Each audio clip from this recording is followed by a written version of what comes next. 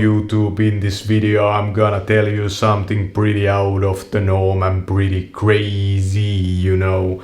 I saw this thing one day. I was walking around in the night time and I was singing this song and looking to the skies. I was calling for aliens, and then I saw something really weird. There happened in the sky this flash of a black hole. It was a black circle or something in the sky, appeared and then disappeared, lasted for about half second. And I started thinking, is it possible that aliens travel through black holes that are not static? I mean, not static. They appear, they disappear. Even the black holes, you know.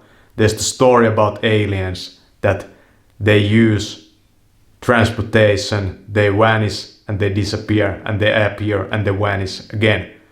But it's possible that they can manifest black holes out of nothing and use them as a means of transportation and then get rid of them.